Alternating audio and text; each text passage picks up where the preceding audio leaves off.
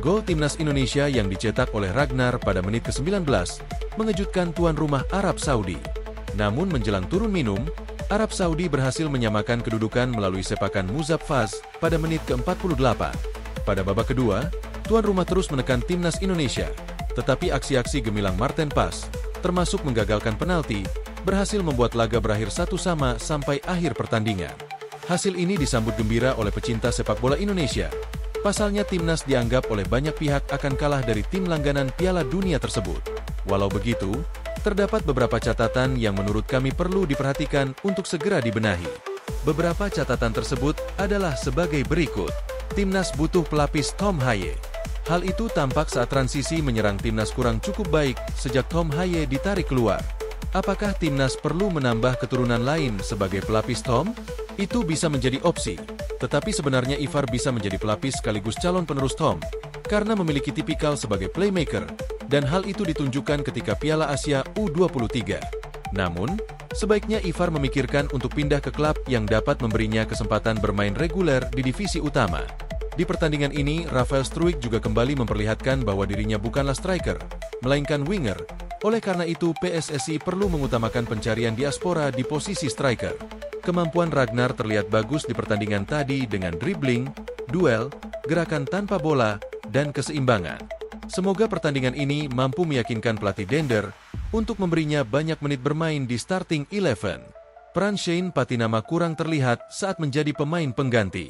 Menurut kami lebih baik Shane bermain reguler seperti dulu meski hanya di Liga Norwegia daripada di Kasyupen sebagai pelapis yang minim menit bermain. Jai Idzes tampil apik sebagai kapten dan terlihat bisa memberi komando kepada rekan-rekannya.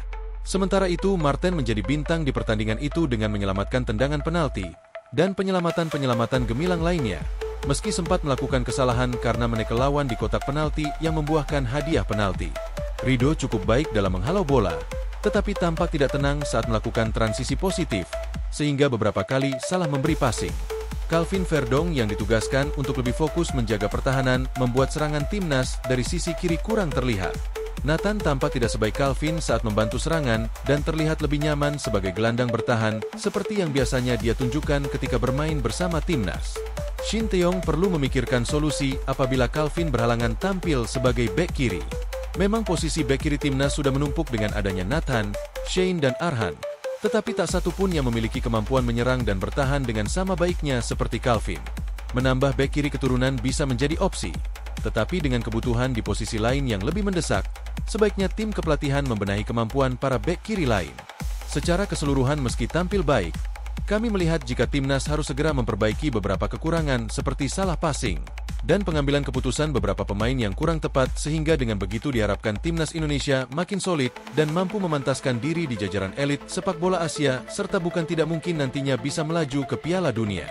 Dengan hasil imbang ini, Indonesia mendapatkan 6,8 poin dan diperkirakan naik ke peringkat 131 FIFA. Apabila di pertandingan kandang melawan Australia, Indonesia bisa menahan imbang atau bahkan menang, bisa dipastikan Indonesia akan mendapatkan tambahan poin lagi. Poin ini juga menempatkan Indonesia di atas Malaysia yang beberapa hari lalu sempat menyusul Indonesia setelah menang melawan Filipina di Piala Merdeka.